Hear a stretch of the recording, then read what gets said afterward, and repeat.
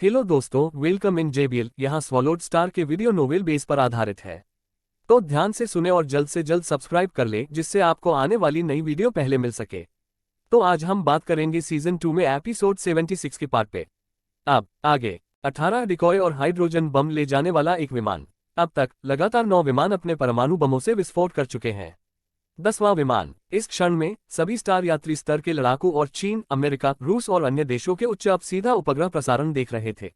उनके सभी दिल लटक रहे थे, क्योंकि योजना के अनुसार असली वाला 10वें से 14वें की सीमा में विमानों में से एक होगा। रात। सुनहरे सींग वाले जानवर ने हल्के से अपने बड़े हुए पंखों को लहराया और तेजी से आगे बढ़ा। उसकी गहरी सुनहरी आंखों में थोड़ी उत्तेजना देखी जा सकती थी। परमाणु बमों के लगातार विस्फोटों से उत्पन्न गर्मी, कण प्रवाह आदि ने इसके शरीर के उन हिस्सों को सुन्न कर दिया जो परमाणु बमों के संपर्क में आए थे। और यह समझ में आया, इसके शरीर को इस उत्तेजना के कारण इसका शरीर तेजी से बढ़ने लगा। उदाहरण के लिए, जब कोई अपनी मांसपेशियों को प्रशिक्षित करता है तो उन्हें तेजी से बढ़ने के लिए उन्हें कुछ हद तक बोझ करने की आवश्यकता होती है। जहां तक सुनहरे सींग वाले जानवर की बात है, इतने लंबे समय तक समुद्र में रहने के बाद इसे पहले कभी भी खतरा महसूस नहीं हुआ, इसलिए यह सामान्य रूप से बढ़ा। उत्तेजना का यह थोड़ा सा काफी फायदेमंद साबित हुआ। सुनहरे सींग वाले जानवर ने दूर से एक और त्रिकोणीय लड़ाकू जेट को आते देखा और एक खुशी से रोने लगा। बिजली की तरह तेज था फाइटर जेट। सुनहरे सींग वाले जानवर ने तराजू में ढकी अपनी शक्तिशाली पूंछ को खुशी से हिलाया। इसकी कहानी बेहद तेज थी। जिस गति से फाइटर जेट उड़ रहा था, उससे कहीं ज्यादा तेज। जब इसकी पूंछ फाइटर जेट के संपर्क में आई तो परमाणु बम फट गया। 30,000 टन की उपज वाला एक परमाणु बम ठीक उसकी पूंछ पर फटा। एक विस्फोटक ऊर्जा का विस्फोट हुआ, जिससे एक चमकदार सूर्य बना जिसने सुनहरे सींग वाले जानवर के पूरे शरीर को ढक लिया। शॉकवेव तेजी से हर दिशा में फैल गई और जमीन लहर की तरह हिल गई। प्रशांत महासागर। समुद्र से कुछ 100 मीटर ऊपर एक मानव छवि प्रकाश की एक अत्यंत तेज धारा की तरह उड़ रही थी। लियो फैंग, तुम्हारा फाइटर जेट चला गया है। उसके मन में बाबता की आवाज आ गई। लियो फैंग अपनी कलाई पर सामरिक संचार घड़ी को घूर रहा था। अगर यह चला गया है तो यह चला गया है।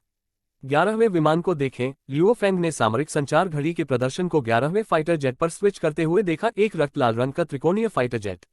यह सिर है हान का। लियो फैंग का दिल जोर से धड़कने लगा। लियो फैंग, मैं आपको याद दिला दूं कि आप पहले ही पुरातात्विक खंडहर 12 के स्थान से ऊपर आ चुके हैं, बाबता की आवाज सुनाई दी। हुश। लियो फैंग ने तेजी से गति की और फिर समुद्र के ऊपर रुक गया। नीचे जाने से पहले थोड़ा इंतजार करते हैं। लियो फैंग ने प्रदर्शन को देखा। यह 11वीं बार असली वाला है।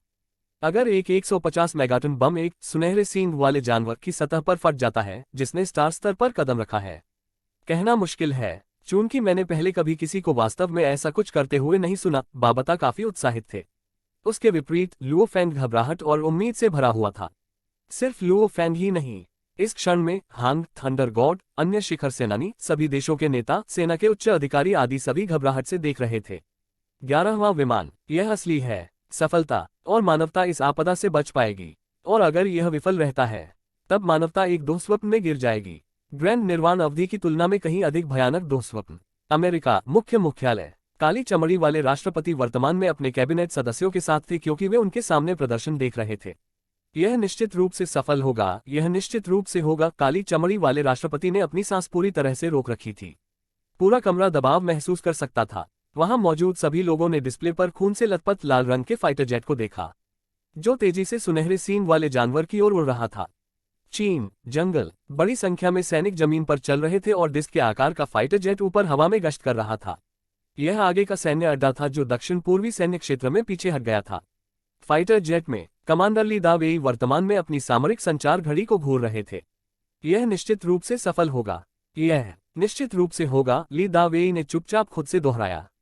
उसकी निगाह घड़ी के डिस्प्ले पर चुंबक की तरह खींची हुई थी, जैसे उसके माथे पर पसीना आ गया हो। उसका पूरा शरीर मदद नहीं कर सकता था, लेकिन थोड़ा कांप रहा था। इस समय रूस, भारत, यूरोपीय संघ और 23 मुख्यालय वाले शहर सभी एक ही समय पर यही दृश्य देख रहे थे। हर कोई मन ही मन अपने आप से प्रार्थना कर रहा था। इस तरह की आपदा के सामने पागल लोग और महत्वाकांक्षा और बुराई से भरे लोग भी सफलता की प्रार्थना कर रहे थे। अभी भी 30 सेकंड और निगलने वाले जानवर के संपर्क में आने तक। हॉन्ग और थंडर गॉड ने उनके सामने प्रदर्शन देखा, क्योंकि एआई की आवाज कमरे में गूंज रही थी। 23 सेकंड, 22 सेकंड। उल्टी गिनती में हॉन्ग और थंडर भगवान की टकटकी ब्लेड की तरह थी, जैसे कि वे अपनी आंखों के सामने प्रदर्शन को काटने जा रहे हों। 10, 9, 8, 7, 6। एशिया का उत्तरी भाग। इसका पूरा शरीर स्याही की तरह काला था और इसका एकमात्र सुनहरा सींग जिस पर सुनहरी नक्काशी थी, ऐसा लग रहा था कि यह आकाश की ओर छेद कर रहा है। जब सुनहरे सींग वाला जानवर उड़ रहा था तो उसने आराम से अपनी पूंछ को 2 बार हिलाया। बहुत आरामदायक। परमाणु बम के संपर्क में आने के बाद इसकी पूंछ थोड़ी सुन्न हो गई थी। उसी समय उसकी पूंछ ने अपनी धात्विक शक्ति को अपने भीतर समाहित करना शुरू कर दिया।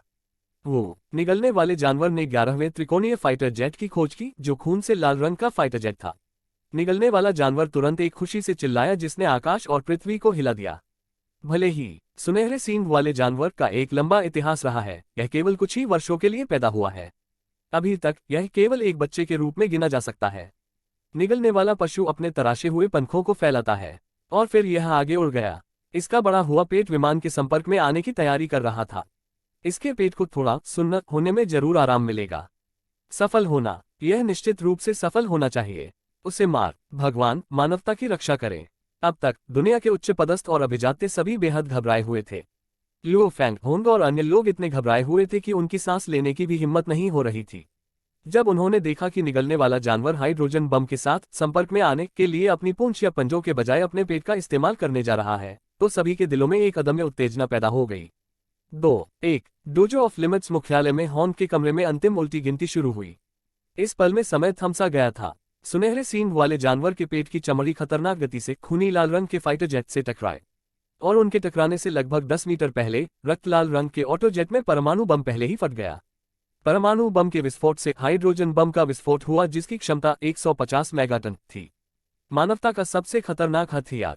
फाइटर जेट खुद तबाह। हाइड्रोजन बम फट गया। जब इस विस्फोट का सामना करना पड़ा, जो न जाने पिछले वाले की तुलना में कितने गुना अधिक शक्तिशाली था, तो सुनहरे सींग वाला जानवर तुरंत वृत्ति से पीछे हट गया। जाहिर है इसने खतरे को भांप लिया। हालांकि हाइड्रोजन बम ठीक उसके पेट के सामने फटा। यह कैसे समय में पीछे हटने की उम्मीद कर सकता है।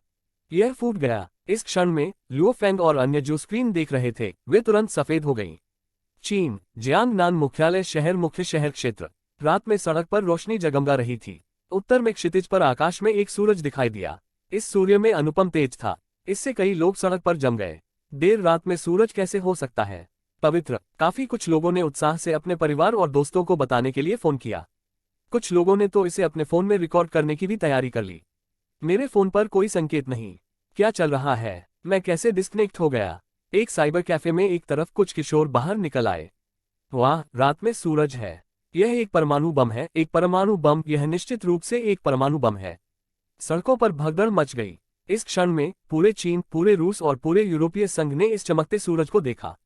विशाल मशरूम बादल ने अपनी आंखों को चौड़ा करके इसे देखने का कारण बना और दुनिया की आधी से ज्यादा संचार लाइनें काट दी गईं।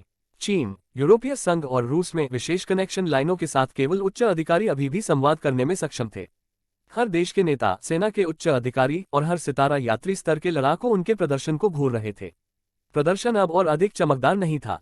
यह बस इतना ही है कि धुआं गड़गड़ा रहा था और विशाल मशरूम बादल आयन मंडल में प्रवेश करते ही जमीन से 100 किलोमीटर की ऊंचाई तक चार्ज हो गया। एशिया के उत्तरी भाग में तुरंत मरने वाले राक्षसों की संख्या एक खगोलीय संख्या तक पहुंच गई। उच्च तापमान से बड़ी संख्या में राक्षसों को तुरंत शून्य में वाष्पीकृत कर दिया गया था और इससे भी अधिक सीधे शक्तिशाली शॉकवेव द्वारा मारे गए थे। प्रशांत महासागर के ऊपर लुओ फेंग ने अपने उड़ते हुए शटल पर कदम रखा और अपनी सामरिक संचार घड़ी को घबराहट से देखा। धरती के सभी ऊंचे ऊंचे लोग देख रहे थे और बेचैनी से इंतजार कर रहे थे, मानो वे घोषणा की प्रतीक्षा कर रहे थे। पूरी मानवता जिए या मरे, इस बारे में घोषणा। एशिया का उत्तरी भाग। गरजते धुएं से एक सुनहरी बहती हुई रोशनी ने भयंकर रूप से आवेशित किया और फिर उड़ना बंद कर दिया। काले शल्कों ने उसके पूरे शरीर को ढंक दिया। उसकी गर्दन से लेकर पूंछ तक फैले तराजू पर सुनहरी नक्काशी थी, मानो उसने काले और सोने के कवच पहने हों। उसका सिर अभी भी ऊंचा था और उसका सुनहरा सींग हमेशा की तरह तेज था। हालांकि उसके पेट पर 10 मीटर से अधिक चौड़ा एक विशाल घाव दिखाई दिया। उसमें से खून बह रहा था। इसकी बड़ी और शक्तिशाली मांसपेशियों को पेड़ की शाखाओं की तरह एक दूसरे में उलझा हुआ देखा जा सकता है, क्योंकि यह स्वयं मरम्मत करता है। सुनहरे सींग वाले जानवर ने क्रोध की दहाड़ मारी। राजसी जैसा कुछ वास्तव में इस ग्रह पर घायल हो गया था। चीन का क्योटो मुख्यालय शहर मुख्य मुख्यालय। निगलने वाले जानवर को अपने सिर को ऊपर उठाने और गुस्से से दहाड़ने और प्रदर्शन पर उसके पेट पर घाव देखने के बाद हर कोई ठिठक गया। यह एक भूरे बालों वाले बूढ़े ने अपनी आंखें चौड़ी कर ली। उसका चेहरा घबराहट, आश्चर्य, क्रोध और असंतोष से भर गया। पीयू। उसने तुरंत मुंह से ताजा खून थूका और फिर जमीन पर गिर पड़ा। प्रमुख, कोई तुरंत उसका समर्थन करने गया।